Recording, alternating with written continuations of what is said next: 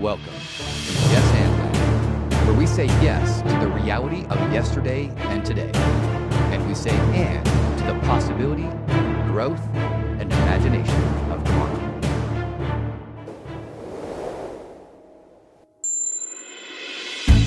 All right, my friend. Well, welcome to our next episode of Yes and Land. Very excited today because we have, I think, a very interesting conversation in store. We've got somebody here, Josh, who is an interrogator for the military, which is pretty cool. And then in addition to that, he also does real estate. He's a real estate broker. And, what's really interesting about that, I think, is just what we can learn from him about negotiations, about interactions with people, about one of the topics today, which is manipulation versus influence. And if somebody understands those things, it's certainly you with both of these roles that you play. So very excited to jump into this conversation with you today. Awesome. I'm glad to be here. And so today what we're going to do as well is we're going to take a journey as we talk about Josh's backstory and some of these topics. We're also going to look at this through the lens of some pretty interesting Disney villains. Mother Gothel in Tangled. Mm-hmm. And then Lady Tremaine? Is that the way you're saying her name? And Cinderella? Yeah, that's right. I think people know her more as the evil stepmother. Yeah, people don't often know what her name was, but she certainly was an evil stepmother. So absolutely, it'll be really good to inform us on these things and things to look out for and to avoid if we see ourselves starting to dive into those, or we see other people doing those things to us. So as we jump into that today, the first thing I want to do is kind of talk about your background. Mm-hmm. Like, where did you come from? How in the world did you become an interrogator for the military and then also real estate? Well, first I came from my mother's womb. That's very good, right? And you didn't get raised by Mother Gothel. So no, it wasn't. Actually, good not at there. all. Yeah, no manipulation. Two wins so far. Yeah. So my backstory is I actually joined the military right after my wife and I got married. How old were you? How old I think I was like 22. Oh, something like that. You were a young guy. Pretty young, yeah. And she was even younger. And she looked way younger, which, okay, so I got to tell you this one. So when we went on our honeymoon, we went to California, where I was born, and I grew up there. We went down there, we checked into the hotel, and they asked to see ID for me and for her. I'm like, why do you need ID? And then some guy in the back room, he's just like, are you guys from Utah? And I was like, yeah, like they're good. So it was pretty funny. But, she still looks young, but she now looks like an adult. So I had that with my ex-wife. She looked very young. In fact, after we had gotten married, she got a job at a preschool that was inside of a school, an elementary school.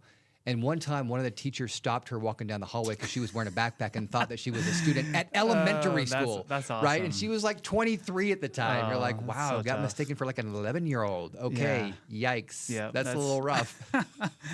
No, that's great. Yeah, so I ended up joining the military right after we got married. A couple months in, actually, she got pregnant. And then I left her for like... You dirty dog. 8 months. You dirty dog.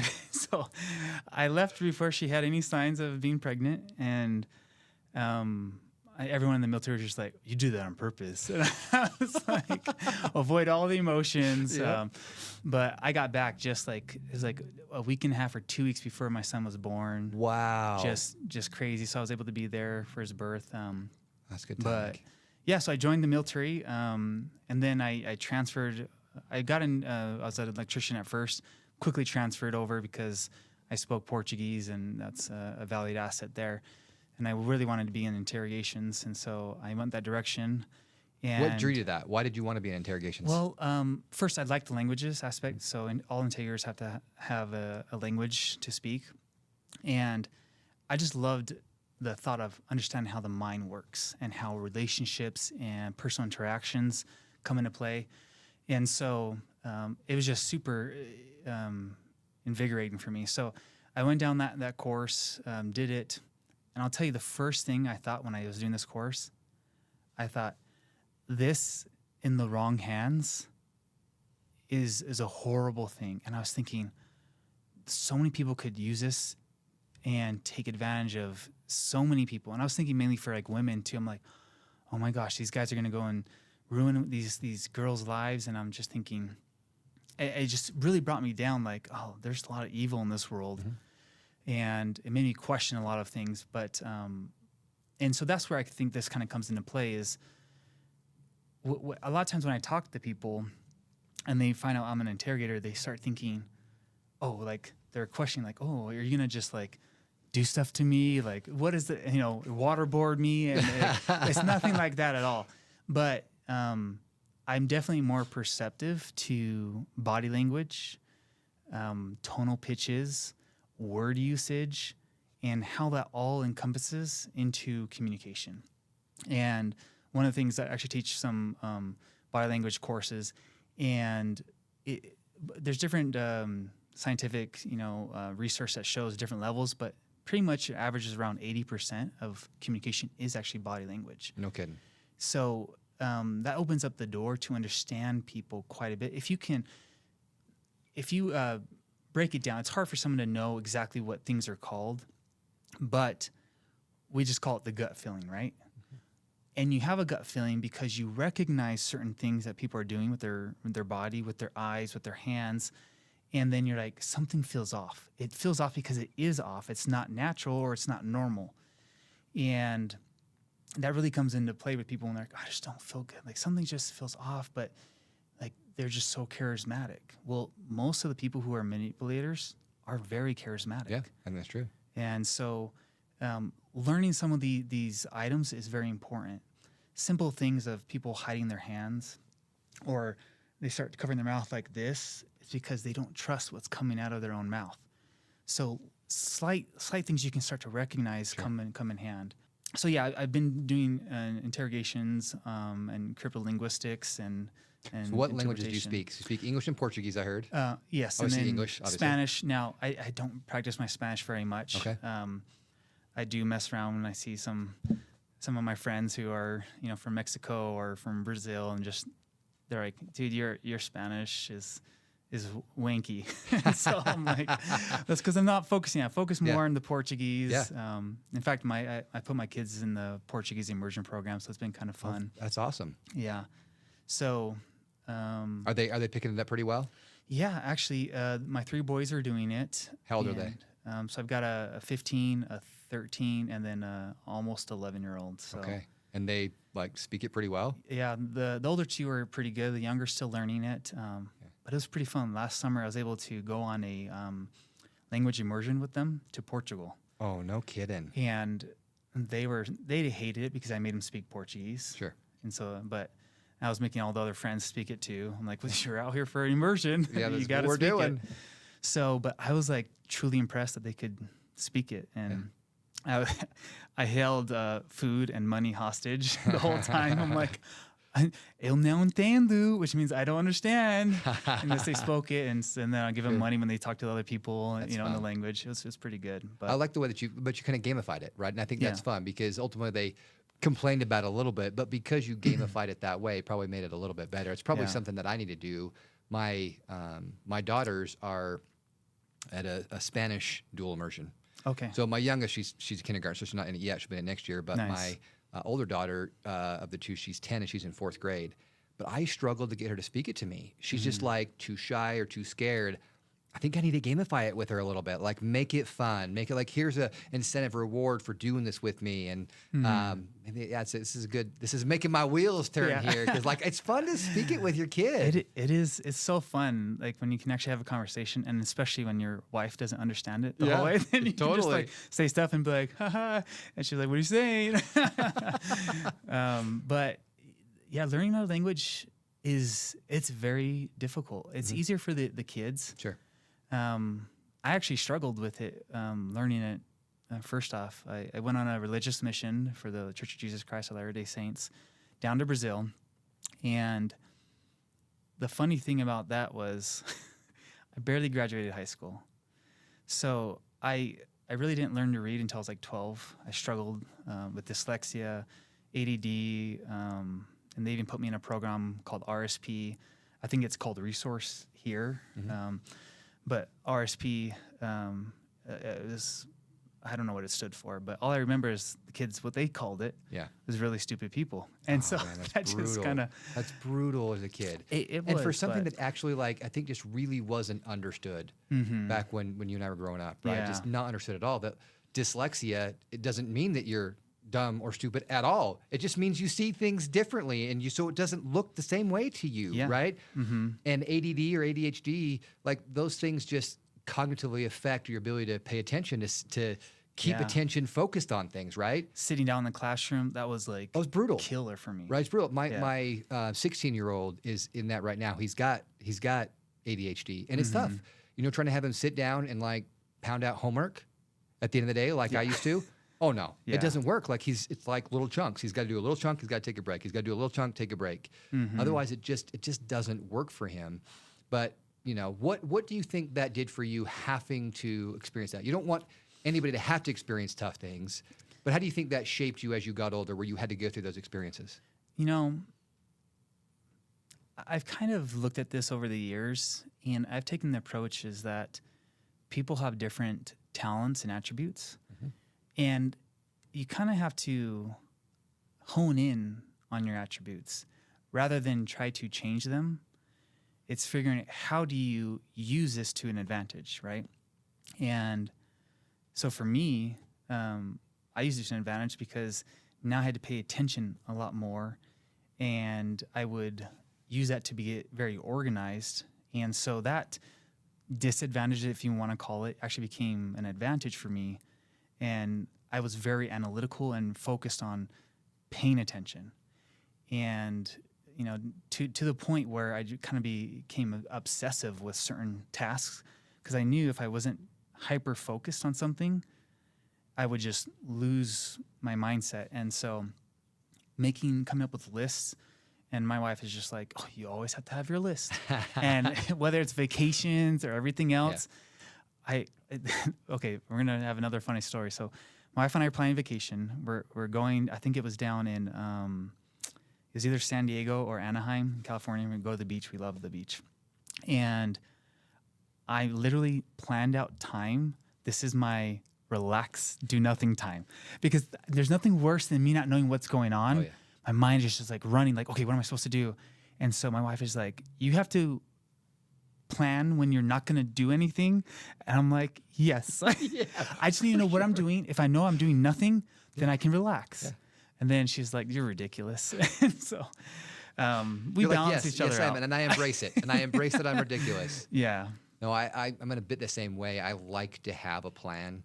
And so when we do go on vacation, especially if my wife's planned a lot of it, I was like, okay, what's the plan? What are we doing here? Well, we're not doing anything. Well, what's next? Like, what should I be getting ready for? What do I need to prep for? Like mentally, what am I gonna get up for? Now it's gonna like drive her crazy, but I like to have the idea of what's happening because I don't feel like I can relax otherwise. Yeah. I feel like I gotta be the one that is paying attention to what it is to keep things moving, keep it on a schedule, right? Yep. Well, you work with deadlines, you know, those are so all the important. time. Yeah.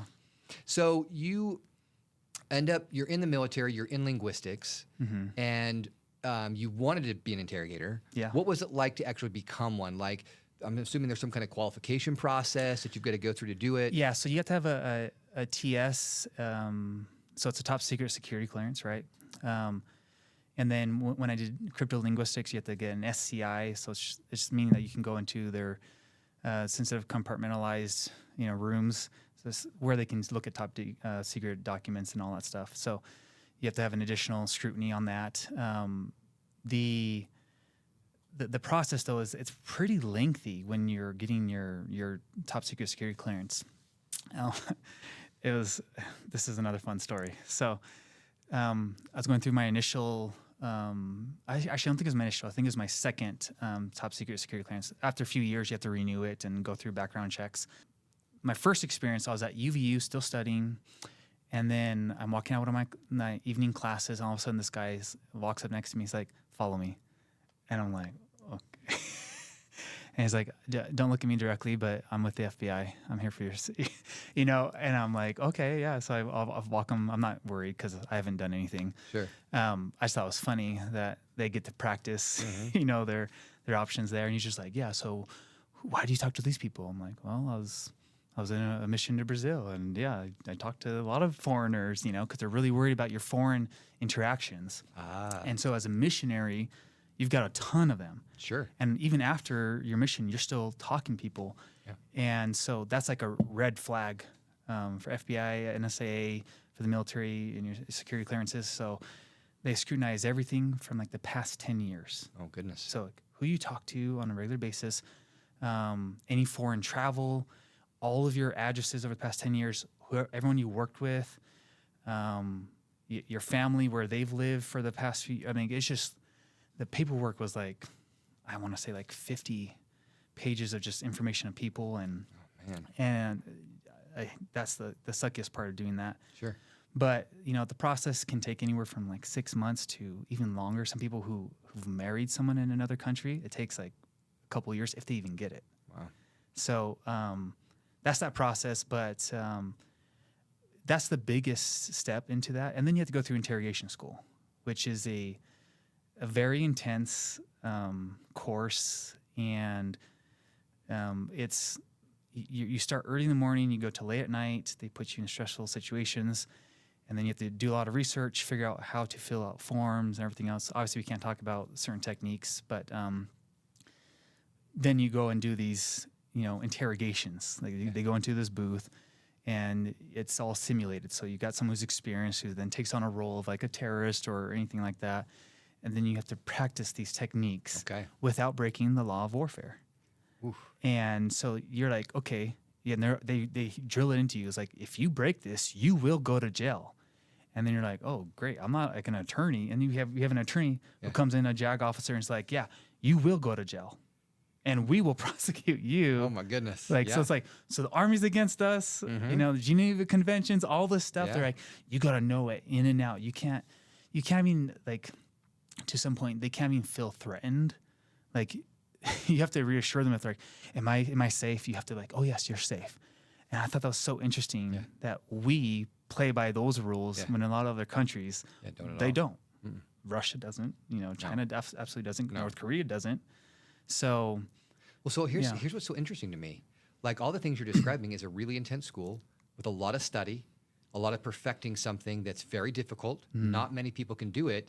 And this is coming from the kid that was in the stupid class, right? Like, I mean, first off, it just goes to show you why sometimes what kids say are just so inappropriate and so damaging and hurtful, but also that like that wasn't the case. Yeah. Just because you had dyslexia and you had ADD, it just meant you needed to find the right way or right vehicle to be able to learn. So how did you do that? How did you go from struggling to barely graduate to now you're in this intense program that very few people could complete? Well, I think this comes back to my mission. I didn't know what an adverb, a verb, or I knew what a noun was. That was like the one thing I knew. An adjective, all that stuff, I had no idea because I barely passed, made it through high school. And honestly, a few teachers passed me because they're like, all right, you work hard. Sure. And in fact, I was student of the month in one of my math classes, but I had the lowest grade because I was just in there trying to figure this out. Just trying so hard. Yeah. And so when I got my mission, communication, it was horrible. Like, I'd be speaking, but no one understood a single thing I was saying. Like, they're just like, yeah, sure. And it got to the point where, like, even like most missionaries will learn the language within like 4 to 6 months, at least, enough to communicate. I was just struggling, and so what I did was I said, well, I'm gonna have to memorize everything because this whole structure, sentence, and grammar stuff, I can't figure that out right now. So I had this huge book, a notebook, seriously like that thick, and I just started going through the words, and I would write out the tenses, and then I'd give examples of sentences, and then I would memorize all those sentences. Oh my goodness. I can memorize something, then I can say, oh wait, that's that phrase I can use now, right? It really took me about a year and a half to actually start speaking the language, and then at that point, I learned that I can now go back, and now I understood what the phrases were and the meanings were. I'm like, I'm going to start trying to learn grammar. And so then as I started learning Portuguese grammar, I started to understand that's what they meant in English. And so it started to kind of capture, but I would spend hours each day. And as I'm I would read, the scriptures in both languages, and I did that as well. And it just, I had to just keep working, even till like after my mission. I kept taking classes. I kept, studying it. My wife was super supportive. I started labeling stuff in the house just to keep my mind going. Yeah. And I did in Spanish and Portuguese. Yeah. And now I think back, I'm like, wow, she was so supportive. But it's Amazing. like When the fridge, did you serve everything. a mission? What years? It was 2006 to 2008. Okay, so at that point in time, you guys were doing Preach My Gospel. That's correct. And so for those of you who don't know, who listen, so missionaries in the Church of Jesus Christ of Latter-day Saints, it used to be, back when I served, that you memorized the things that you were going to go teach people. And that's what I had to do. Before we jump back in, can I ask you a quick favor? If you're enjoying the journey so far, will you like, rate, and subscribe to our show? It helps us reach more people like you. We can design and create and build the most wonderful place in the world, but it takes people to make the dream a reality. And then they changed that shortly after I was 2001 and 2003. Shortly after, they changed it to more of like, you're supposed to be more spirit-driven, and you have principles and concepts, but you kind of follow the spirit. The memorized discussions were actually great for me. I served Spanish speaking in Seattle. Yeah. So I was not immersed in the language. I was not speaking it every day. I'm trying my best to. And like my initial companion was from Guatemala, but had been living in the States. But he was like, nope, speak your language, speak your language. So he was trying to tell me to speak Spanish, but it still was hard. Yeah, We knock doors all day absolutely. and you're speaking English because Yeah. most of the people we talk to, it's English. And then here I'm trying to learn it. So memorizing the things I was going to teach, just like kind of like you did, Yeah. that was the best thing for me to learn Spanish, because then I could draw back on those phrases when things would come up. And then I would be like, oh, okay, I'm here in this zone. I'm talking about like religious words, and it's a much more limited thing that I can go and memorize and learn these things. And that's how I got by. Yeah. My Spanish, even now, I was joking with one of our employees today who she's a native Spanish speaker. She was like, you don't consider yourself like a dual language? I was like, no, like I like to speak Spanish and I try. Yeah. But like it's limited. Yeah. Okay, it's limited and it's fun, but it's very limited. Yo quiero Taco Bell. Yeah, exactly, right? I can say that, right? I remember, Hola. I remember that little chihuahua in those commercials. Those amazing commercials. Yeah.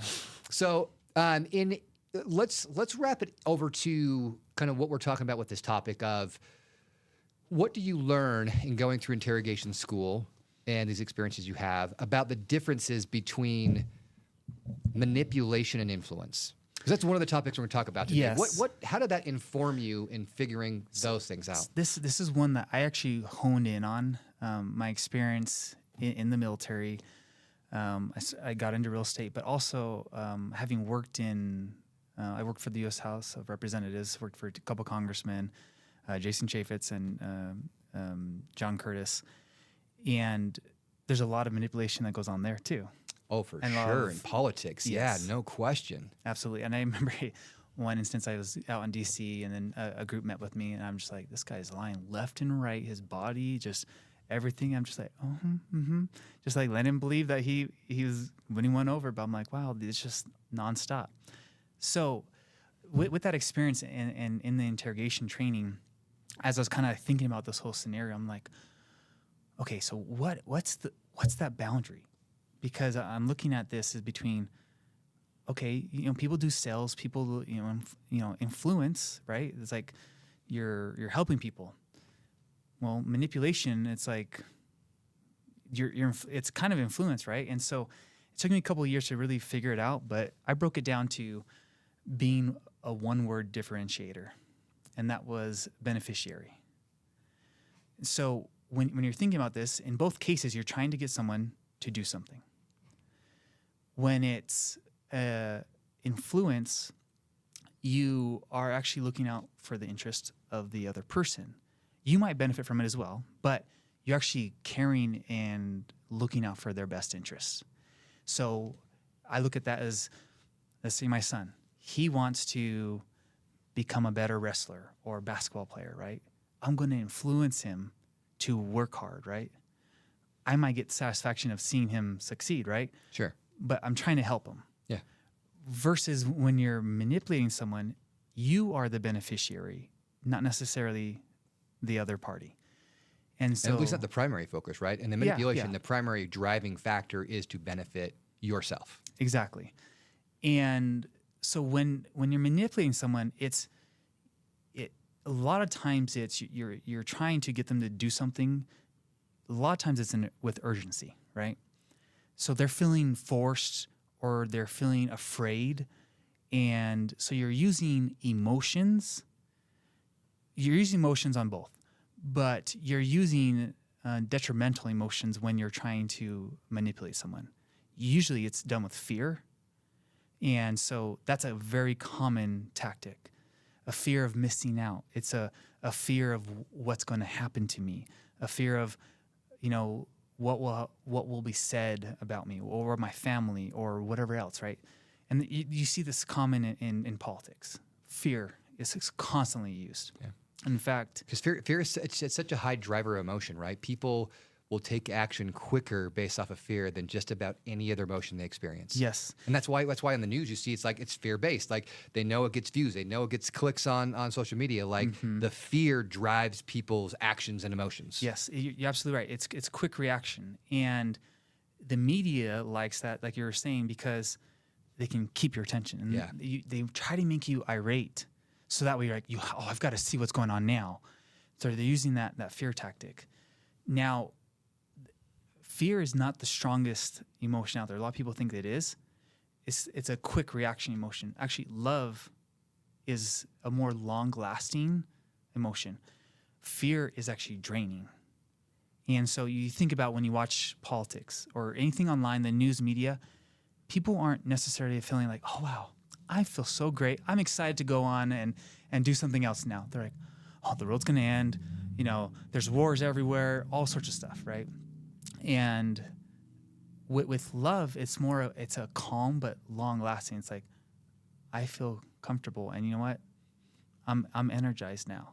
Yeah. So that's where you kind of think about this is when you're interacting with people, and I think this is where it comes into play with Lady Tremaine and Mother Gothel, right? They both used fear. For sure. And they would focus on, there's so many, I'm thinking of so many on the top of my head right now, but there's a few specific actions that they would use, and they're manipulative, right? So when we talk about, like in the movie Tangled, Mother Gothel, right? There's lots of scenes, but there's a scene when it's Mother Knows Best. Yeah, the song, which is a great song. Can you sing it? Oh, I mean, I can't sing at all. I'm a terrible singer. Yeah. But that song is like, when we first started talking about this and I thought about it, I was like, that song perfectly embodies this idea. Yeah. Because it's pure manipulation. Exactly. Like through and through. So, and this is very, very common. So what Mother Gothel does is she goes and talks to Rapunzel, right? And Rapunzel's like, hey, I want to share this, Mother knows best. But then she turns it around and makes like, oh, you would do that to me? Like, how could you? Like, I'm now the victim. And people will call that gaslighting, right? So what is gaslighting? The term is misused multiple times, right? And overused a lot of times too. Yes. Yeah. But it's turning the attention pretty much back on you, and then taking what they're trying to say and then saying something else to make them feel bad for what they initially wanted to talk about first. So in this case, she's talking about being outside, going outside of the tower, and she's like, no, like you'll get hurt. Now we're using the fear. Yeah. There's so many evil things out there. It's so scary out there. Yeah, you can't handle it. Yep. Like you can't with all the men with pointy teeth, right? Oh, it's just going to be so scary. And this is about you, right? I'm trying to protect you. Yep. When in reality, like you said, like it wasn't. And even if it's not even an evil stepmother or evil stepfather, whomever it is, people can still manipulate, and they may not even know that they're doing it, but they want to keep control. It really is about control. And so sometimes mothers or fathers or boyfriends or husbands or whatever it is, they're afraid to lose control.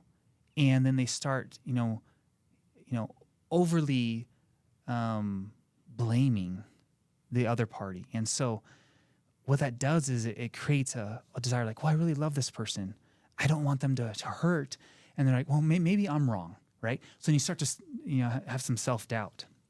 And it's a very, very common tactic used by manipulators. And yeah, I think Mother Gothel, there's so many parts to that whole scene. I mean, she was manipulating everyone, even to like the guards in another scene. Oh, yeah. She used them to get what she wanted and then betrayed them to then betray the next person, right? And so the thing I would say in that scenario, how do you address, someone like that? You really have to kind of come back and say, you ask them a couple questions and you say, so how does this benefit me? Someone's going to say, well, this is good for you. I'm like, well, this sounds like it's benefiting you. Can you explain further how it benefits me? So now they're having to elaborate. And when someone truly believes something, they've already figured something out in their mind, it comes from memory. When someone is lying, it actually is from the creative side of the brain. And so this is where it's different. There'll be a delay. Usually, there might be a delay response when people are thinking about stuff, but when you're asking for past memories, if you think they're lying, you just ask them a question that they weren't expecting and then see how they respond. And they start thinking like, they're trying to either say something that is not lying but is misleading, or they're afraid to answer a certain way that would then show that they are lying. So they're trying to manipulate the words in their minds and trying to figure out, okay, how do I say this and make them think something different? There's a lot of ways to say to get somebody to feel that they are believing what the person is saying. I might ask you a question, right? There's a great example of this. I don't know if you remember Anthony Weiner. Yeah. Okay, so he was a congressman. I can't remember of which state. Well, he got caught with some lewd pictures, right? And then people start asking him, and then they catch him, and they say, "Hey, well, the reporters are asking, yeah, tell us about these lewd pictures. Did you receive these lewd pictures?" And he's like, "If I'm to be in front of a group, and someone's to throw a pie at me, and am I going to respond to them?" And then he's like, "Well, I'm just asking you, did you or not receive pictures from this young lady?" And he's like, "Again, if I'm to receive," and it just repeats, right? Yeah. So that's one tactic people will use. They'll repeat the same thing without changing it because they don't want to mess up, because they rehearse their line. Yeah. Another thing that they'll do is they'll say, like, if I were to ask you a question, or ask me any question right now. How's the weather outside? Well, my office is actually pretty warm, so I'm actually not cold at all right now. So, That was a non-answer of what I actually asked. well, see, I answered you, but I didn't answer the question, or I might answer the question half-heartedly. Yeah, or the way that you wanted to. Exactly, because now they're like, oh, I guess, okay. They feel awkward to then question you again the same question. This is very common with kids. Yeah, because I wouldn't have. Yeah. I wouldn't have been like, well, no, Josh, what's the weather like outside? I didn't ask what your office was or what you're feeling right now. Because now I could take But offense. I can't. Yeah, like, I don't want to offend him. Like, he answered the best way he could. Oh, that's so interesting. And so kids do this all the time. Like, if you ask kids, and I do this with my kids, and they still, the problem is when I call them out, they get better. So I'm like, oh, do I call them out? Do I not call them out? But I'm like, did you brush your teeth? And they say, yes, I did. Okay. Today? Yeah. Did you brush them just now? Did you brush them long enough? Was it 3 seconds? Exactly. Yeah. Well, did you use toothpaste? And it's like, was it yesterday? All those things. And they've gotten really good at lying to me. Yeah, I bet. And I'm like almost proud. But I'm like, I don't know how this can go, right? Yeah. But yeah, so that's the situation. I think Mother Gothel in Tangled, she gives so many examples.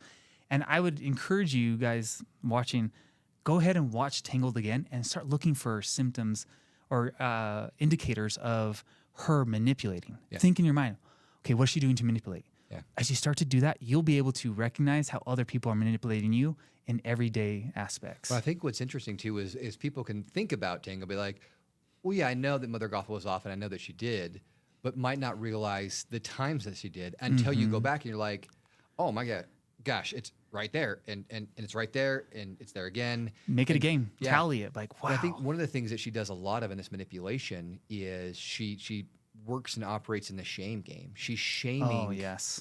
Rapunzel all the time. And I think there's the one time where she's going to come back up the tower, and Rapunzel always has to let her hair down, and so she does. And Mother Gothel is basically like, "Oh man, it must be really exhausting for you to have to do this every day, and let me back up and down." She's like, "Oh no, it's no problem, Mother." Yeah. I don't know why it takes so long. Right? You're like, whoa. Like, that's messed up. That's manipulation, right? Mm-hmm. She was getting Rapunzel to say it was no problem. Yeah. Like, she's manipulating her to say that just so that she could cut her. And be like, no, you need to do it faster. You did it too slow. You're way too slow. I'm manipulating you. I want you to do it faster, and I'm going to shame you for not. Yeah. I mean, that's... And it's sprinkled with all this sweetness, too. It's like she says it in a sweet way, and really it's like so cutting and so cruel and so harsh. Yeah, and it ties into Lady Tremaine.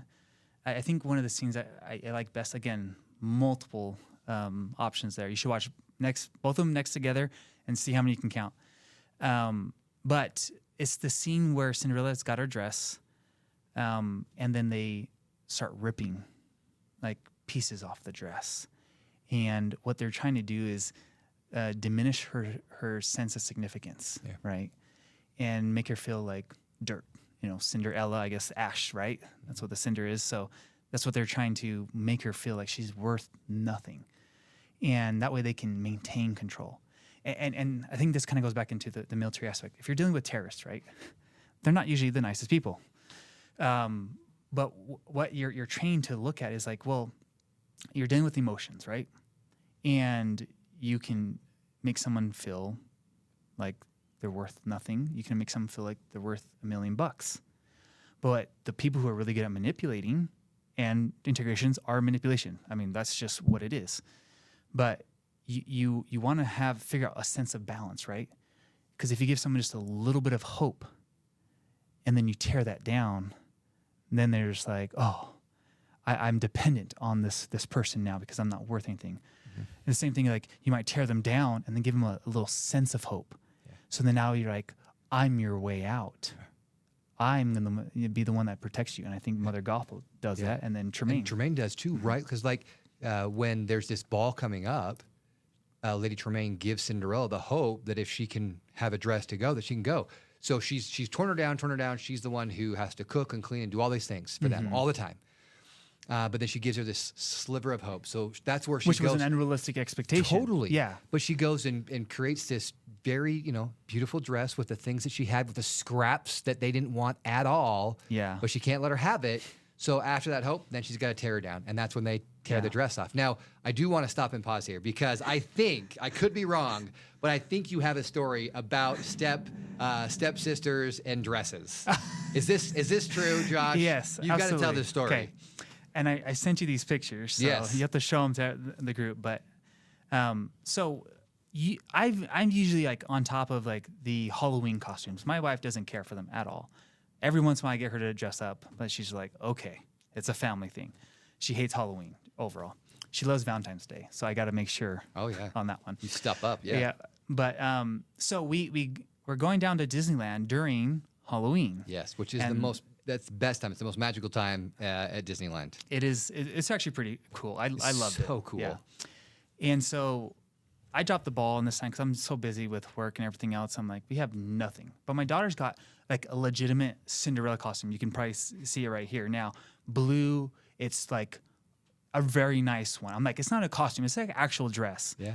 I can't remember why she got it, but my wife and her love to go shopping sometimes. So she's got that, and the rest of us like, what are we gonna do? I'm like, I don't know. Like, and I'm like, oh, Cinderella. Yes. She's got the dress. It looks just like it. And so we don't have like any costumes. So I go to my mom, like, do you have anything that can make us look like the ugly stepsisters? And I got the boys. They're like, one of them's like, yeah, this is so cool. The oldest is like, seriously, Dad.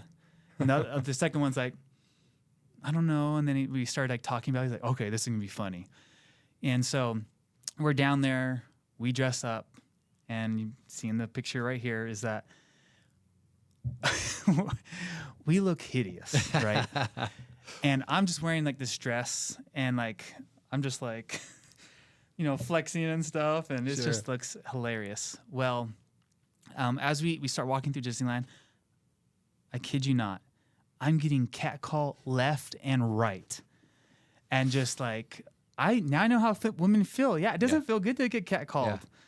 And so, but I did tell my wife, I'm like, well, I'm pretty attractive. But as we're walking down, waiting in line for one of the rides, or I remember what it was, and I'm just like, I'm getting like a little, and I just sneeze, and I just, because it's so tight on me, because it's not supposed to fit me, just rip the whole back and just rips down. I'm like, oh no. And so my kids are laughing like the whole time, but my daughter had an absolute blast. She loved it because she's the one that looked pretty. Of course. The rest of us were not great. My wife, she dressed up as the evil stepmother, and then we were just the ugly stepsisters. So brilliant. It was pretty funny. Easy. It just went to my mom, and she had some leftover dresses from proms and my sister's drill team and like random stuff. But yeah. See, that's part of what's so interesting for me with Disney and Disney movies, and part of why I think I really enjoy them so much is you can have the aspects that kids enjoy and love. Mm-hmm. They love Cinderella, they love the dress, they love Tangled, they love Rapunzel, and yet when we do look deeper, like there really are lessons we can take, right? Because obviously, like the ugly stepsisters, it's hilarious. Your wife's Lady Tremaine, it's probably hilarious. Your daughter, cute as all get out. And we can also look a little deeper and we can say, okay, what are these things that these stories can teach us? Because I mean, ultimately, when Walt started making these movies, he was drawing on these fairy tales of old that were designed to teach like morality stories to people, right?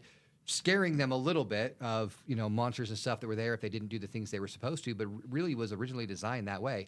And Walt always said that his movies were for everybody; they weren't just for kids. Mm-hmm. And so I love being able to pull out these lessons. And I think with Lady Tremaine and with Mother Gothel, they're such extreme examples, and yet there's so many times where we can see the manipulations from people around us, where we can see people trying to manipulate us.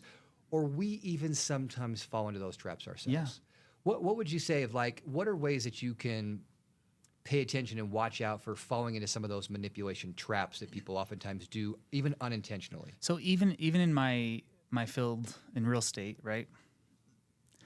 A lot of times people think it's a cutthroat, negotiations. And I think you can get a lot further with influence than you can with manipulation. Yeah. Especially when someone recognizes it, because you don't feel good when you're being manipulated.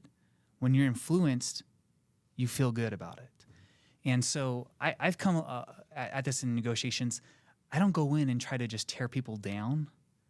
And, instead I'm trying to find what is their motive. What's their motivator, right? And this is key too. Everyone's got different motivators. A lot of people think it's money. That's not. It's never money. Rarely, Yeah. Rarely the case. It's what they can get from that money is what their true motivator is. Whether it's power, whether it's prestige, or it's luxury, living. It can be service, all sorts of stuff, right?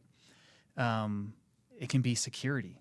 So those are actual motivators. Not money necessarily. Very few people. It can in some cases be, but so when you look at the motivators, you say, okay, what is it really important to you? I'll give an example. One of my clients, he was a veteran, and he couldn't afford enough. And I'm like, well, we're up against competition. And so I reached out to the group and say, guys, look, my client's willing to pay this, but it doesn't appraise. Other people are willing to pay above it. But what this does do is it does help my veteran clients. And like, this is who they are. This is what, what's taking place here. And they said, you know what? We don't normally do this, but we got enough spread that we'll move forward. So that's an influence. It's not a manipulation, right? Yeah. Manipulation would be the opposite of like, you guys are going to screw up this couple. They're going to be homeless. How dare you? And then getting that fear factor, like, oh, you're going to remember this the rest of your life. Yeah. That's the fear. No one feels good about it. Can it work? Absolutely. But influence is a much stronger tactic because it also helps you shine as in any sort of business. In your personal lives, this is important too, because spouses influence each other. Well, for sure. They can also manipulate each other. Definitely.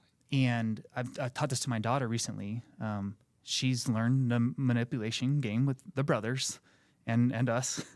But I taught her and said, hey, if you come at this in a softer way and you say, hey, brother, it would mean a lot to me if you would help me out with this chore. And I love it when you help me out. And she did it. And he just lit up because now he felt like he was a good brother versus, I'm going to tell mom that you refuse to do anything, right? Do both of them work? Sometimes. Influence carries a much stronger weight. Yeah. You know, when we're talking about this in relation to anytime we're selling something, I've always thought about it. I shouldn't say always. I've more recently thought about it when I've thought more deeply about this, is that when someone's manipulated to buy something, they're almost always going to have buyer's remorse. Oh, absolutely. And when someone's influenced, because it actually is benefiting them, they don't have the buyer's remorse. And I've in teaching my attorneys here and now our salespeople staff that we have here since I started this firm, it's one thing that I've always kind of beaten their heads is like, you need to run this consultation process in a way that the person feels good about moving forward with us. We need to actually believe that we're going to do something good with them, for their case. That if they hire us, they're actually going to be better. You have to believe it, because if you don't, we are manipulating because you're only benefiting yourself. But the last thing that I want is that person signing up with us that day and then the next day regretting it. Absolutely. Like, we can't have it because now we're actually representing them over the next, on average, 10 months. And if we're doing that and they immediately started out with buyer's remorse, we've started out the wrong way and we've done the wrong thing. And so we have to engage in influence and not manipulation because, frankly, our business counts on it for us to get people to listen to when we give them advice and to want to, engage in the process here and try to be effective in our representation. We've got to have them bought in from the beginning. And I imagine the same thing probably works with you. If you're manipulating somebody to do something in real estate and they have buyer's remorse, that's not going to be an effective way for you to run your business. Yeah, because you're trying to run your business long term. Yeah. And so there are plenty of people who will do one and done, take advantage, make a lot of money, but they won't get that repeat business, right? And I think this goes back to couples especially. I think this is where it can be super helpful and help avoid divorces. The situation is my wife could come to me and say, why don't you help around with the dishes, right? Common thing, or take out the trash, whatever the chore is, right? Or you just sit down and watch TV and say, but she came to me and said, I appreciate when you turn off the TV and you help me with the dishes. That means so much to me. Thanks for all that you do. I'm going to be like, where's the dishes, right? Yeah. And in the inverse too, if you're saying to your spouse, and this isn't for all couples, but if the wife is making dinner and you're like, where's my dinner? Like, I'm home. I've been working all day long. Well, he said, hey, thanks so much. I know you've been handling the kids, and I just appreciate when you make me dinner, even when it's been busy. Like, just appreciation. Yeah. And then people aren't dreading. It's not like work. It's like, I am excited. I'm happy to do this because I get appreciated for it. Yeah, that's huge. I mean, and part of it is the thinking outside of yourself, right? Who is the beneficiary of that? Like, are you saying it just so they'll make you dinner next time? Or are you saying it because you actually want them to be appreciated for what they do? And people will sniff it out. Yeah. You're like, I'm going to go manipulate. Absolutely. Hey, honey, I really love you. Making dinner for me, right? Like, it's gonna come across hollow. It's not gonna be genuine. But if you truly mean it, so like go into it and mean it if you're gonna say it.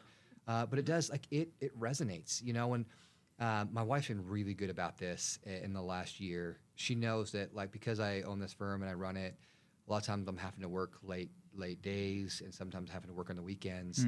And every couple of weeks, it seems like she'll just send me a text or just tell me like, hey, I really appreciate how hard you're working for us, and I know that you're sacrificing to provide for me and the kids. That's like, it's the best. Have you seen those memes where they have like the shark coming up, biting stuff, and there's like a dinosaur and people like climbing stuff? It's like, invigorating. Exactly, because I know that she's not doing that for herself. Yeah. Like, she's doing it just to look outward and it has an influence on me for the better, because she's knows that I need that. And when we will look for those things intentionally with our spouse and our relationships to do that, we can have influence for such good. Yeah. And for such, like, love and happiness and joy, right? That love can be something that is so much stronger than the fear-based. Even though fear is quick, love long-term. And you talk about being genuine, being sincere, right? You said people sniff it out. It's that same thing. It's the gut feeling. Something just feels off. And whether they recognize the what, they know there's something there. Yeah. And body language is super important. And so sometimes, and some people, well, let's go back a second, because sometimes we overanalyze body language too. But there's people who are autistic, and they don't keep the eye contact, so you might get thrown off a little bit there. But really, when it comes down to it, if you're just genuine, sincere, and it's like, yeah, I'm gonna go above and beyond for you in the sale of your property, and if I don't do it, now I'm gonna feel guilty. Sure. But as you do it, everyone just feels better about it, and I feel like I've earned it. There's people who will, and same thing with attorneys. Some people will charge everything and do nothing. Mm-hmm. Same thing with real estate agents. Same thing with lenders. Same thing with various aspects of the industries. But when you actually work for it, it not only does it benefit your business, you can look at it that way, but you feel good, and so does everybody else. And then there's no question like, oh, am I ever going to get sued, or are they going to hate me, or are they going to give a bad review? I've had tons of good reviews. I had one bad review. I don't even know who the guy is. So might be a competitor, Sure, Sure. But yeah, I think you're absolutely right. When you're genuine, people feel it. Yeah. And I think one of the things that we had touched on before in kind of our preparations was this idea as well when it comes to manipulation versus influence is, I believe we talked about this, but listening to respond or listening to understand. Yes. Mm-hmm. And, in these situations, the genuineness comes out in it. If we are listening to understand, right, then we are being genuine because we are wanting to hear that person out. We want to hear their perspective. Mm-hmm. We're trying to understand where they're coming from. Whereas if we're simply listening to respond, we're not genuinely listening. It's just like, okay, get through what you're going to say because I got to say something now, right? It's my turn to say something. Yeah. So when you're listening to respond, first, your eye contact is not going to be on the person, and they're going to feel it. Oh, interesting. Because you're going to your creative mind, which you start to look that direction. Because you're like in your head writing what you're going to say. Yeah. So then they feel like you're outside, right? So the other thing is when you're listening to respond, is you're actually not giving them validity, right? So because if you respond and you say, okay, but this is what we call the yes but, right? Yeah. The yes but kills any Totally. rapport. Mm-hmm. So if you say, yes, but I got this, and that, and if you go about it this way, you say, yes, actually, what I'm hearing you say is you're feeling this way, and I can see why you feel that way. Okay, I feel good. And can I share something that's been bothering me? And they'll be like, you're asking, and they give you permission. Yeah. So now they're going to be more receptive. Yeah. And so then you start saying, and this is a little bit how I'm feeling. And she does the same thing. And it's like, okay. So, but the yes, but is a killer. It's a total killer. Listen to understand, listen, not to respond. Yeah. It's a game changer. Yeah. It's a game changer. And I think people will find when you engage in that in any relationship that you have with your spouse, a business partner, a coworker, a client, it'll completely change the way the interactions feel during, and it'll also change the way you feel after. Yeah. And in a really positive way too, is my experience. So there's the phrase "win the battle but lose the war." A lot of times we win the argument but lose the relationship. For sure. Too many times. Yeah. Too many times we're just really short-sighted in that, and it's easy to because your emotions get going, and it's really easy for those emotions to override those long-term benefits that are there. Speaking on that, this is the moment when we know emotions are high as an interrogator. That's when we have control. And so when you lose your emotional cool, you've lost. So the more you can stay calm, the less control a manipulator has. Yeah. It's so interesting when you say that too. It's like when I'm having a discussion with my wife, the moment that I do, the moment my emotion gets a hold of me too much, it's over. I'm not going to get through to her. She's not going to get through to me. It's almost like pointless for the discussion at that point in time because it's lost. It's toast. Oh, it's such an interesting way to look at it. As an interrogator, that's actually kind of what you're going for. For Like that case, what, yeah, that's in my that job. situation, I want to get them there. That is my job. Get them there, but then learn the lesson from it. Right. That's what we need to guard against when we're having a discussion with somebody. Don't let it get to that point because then if you do, it's you're not going to have the positive relationship there that you're looking for. Yeah. Okay, so we'll hit this or that. We'll hit a rapid fire, and then we'll circle back with some final thoughts and your 3 actionable takeaways. Okay. I'm looking forward to those. Okay, so here is a this or that. So it's whatever you think. You choose between the two. Might be a controversial pick. You'll have to defend yourself. All right, let's go. If that's the case. Glass slipper or frying pan? For Whatever, pick one. however you want to take that. I'll take the frying pan. Take the frying pan. All right, you can be Rapunzel there. It's a better weapon. That's fair. Yeah, it probably is. That glass would just fall Actually, apart. well, I don't know. Maybe it might be Depends. good for stabbing. The Yeah, hill. Okay, yeah. could I don't know. be. I'll take the pan. Tower window or castle ballroom? Tower window. It's like iconic. What's Yeah. really interesting when I went and rewatched Cinderella for this, like she's cast away into the tower, but really I was like, it'd kind of be rad to be up in that tower. I mean, You probably she got a doesn't good have view. a lot, but like a Yeah. view would be amazing, right? Yep. Get some privacy. Get that breeze. Totally, Yeah. right? But then you got the mother. That's you true. know? Yeah, and the evil and the ugly stepsisters. Pascal or Gus Gus? Gus Gus. Gus Gus is fun in Cinderella. He's really fun. Like he's the funny one. Okay. I don't know if you've experienced either of these, but I'm just gonna see, right? In military. Helicopter ride or tank ride? Whew. Do I get to shoot anything? Sure. Okay, the tank. Okay, fair. That's a great clarification there. I haven't been in one yet, actually. So been in you're the like, that'd be kinda helicopter. fun. So That'd be kind of fun. Tactical gear or dress uniform? tactical gear. Okay, Absolutely. That's fair. I would have guessed that. I would have guessed Day that. one. Early morning mission or night mission? I like to. I'm an early bird guy, but night mission sounds cool. Or, Yeah, right. yeah, night. You know. Yeah, night vision goggles. Nods, Yeah, yeah. like what you kind of see. Like, yeah, be totally cool. Okay, here's our rapid fire. Favorite Disney movie? I think my favorite Disney movie is actually Tangled. So good. It reminds me of my wife. Yeah. She's just like Rapunzel. Oh man, Yeah. that's good. Those are We good get a good laugh. characteristics to have. Yep. That's amazing. Favorite Disney song? Favorite Disney song. You know what? I think this is gonna be the Aladdin.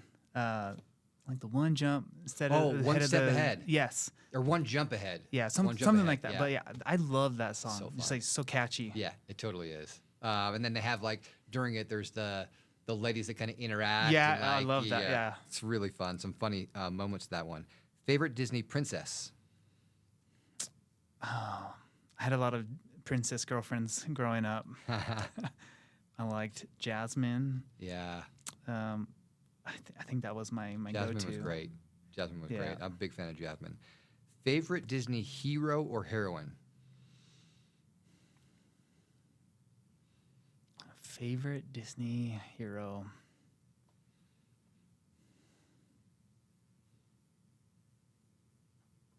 I would say probably Hercules.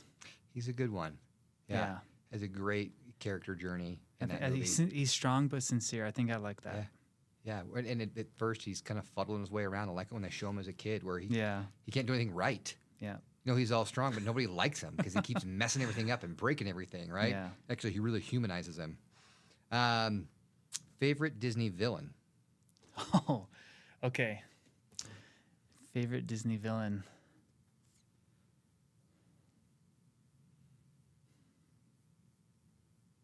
It's gonna take a minute. I never really thought of that. There's so many good villains out there, and they're the ones that I love to see, like in the parade they do during like the Oogie Boogie Bash Yeah. at Disneyland, because it's like a villains parade, so it's so fun. And now they're doing the Villains Land in Magic Kingdom in Orlando. Oh, Won't be there for a few years, but once they do, that'll be a fun land to go to. I'm gonna take a rain check on that one. Okay, no problem.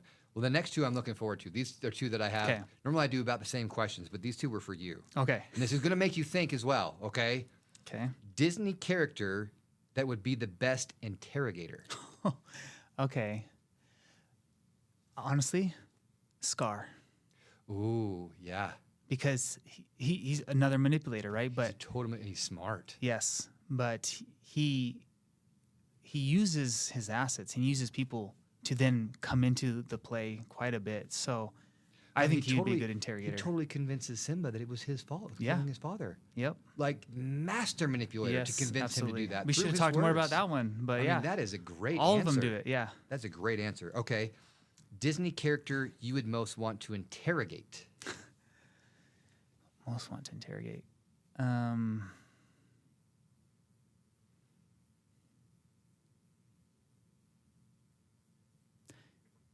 I think I would like to interrogate Mother Gothel, because I like to see when people are that type of person. I like to make them squirm a little. Yeah, and she could use a little bit of that. She made Rapunzel squirm for a long time. Yeah, she deserves it. That's she totally deserves it. Those are good answers. Those are good answers. So as we kind of wrap up, a couple of things before we get to the takeaways that I was wondering about from you when it comes to the interrogation stuff, which is, what are some of the things that people could learn from what you know about interrogation that could help them in their lives, that obviously don't violate anything you're not allowed to share, obviously. But that are something that somebody really can take and say, okay, that's actually an interesting skill or interesting way to look at it, an interesting technique that can improve my relationships. The thing I would probably come to is understanding your partner, your friends' motivators. When it comes to that, then you can address and say, oh, to be a good friend, they like my time, or they like presents. I'm not a present guy. Like I could care less about them. But if someone were to say, how do they have a good time with me, I'd just good quality time with them, and I'd be like, that was the best thing you could do for me. So once you know their motivator, then work with them as giving what they need, and then share your own motivator with your friend, your spouse, so they understand that too. Because we don't always understand. We don't want the same things. Even if we're friends or we have a partner, we think of it from the lens of, well, this is what I want, so she's definitely got to want it. And then she's going to think, well, like my wife, she's like, well, I like having a birthday party and people over. I want this for you. I'm like, well, I don't want a bunch of people over for my birthday. Yep. But then if she just did something simple like rubbed my feet, that's like the best for me. Yeah. Make me a nice little dinner. I'll watch a show and a quiet piece. And she's like, you're so weird, Josh. She loves the galas. I hated the galas, Sure. But motivation. Okay, understand their motivation. That's a great answer. And so when it comes to the topic that we've been talking about, and again, drawing on all the experiences that you've had and the things that you've learned through doing the things that you've done, what are 3 actionable takeaways that somebody could have? 3 things that they could put into their lives, take action on today or this week? One of the things I would say is we talked about urgency. Slow it down. You don't have to make a decision right now. You can always say, thank you for the information. I'm going to go and research this further, and let's follow up. That slows any manipulator, and especially for sales. I mean, you get this from door-to-door salesmen, pest controls, timeshares, realtors, attorneys. I mean, you name it. They're trying to get you to sign something ASAP, right? Yeah. But if you say, let me review this, and let me know if you have any questions. Yeah. And if they say, well, what can I do to get you to sign today? Say, I made myself a promise. I won't sign anything right away. I'll do the research. Don't you want me to do the research to make sure I make a good decision? You put the onus back on them. Because they're like, well, yes, of course. Yeah. Okay, thank you. Thank you for giving me the time to now research it and get back with you. Yeah.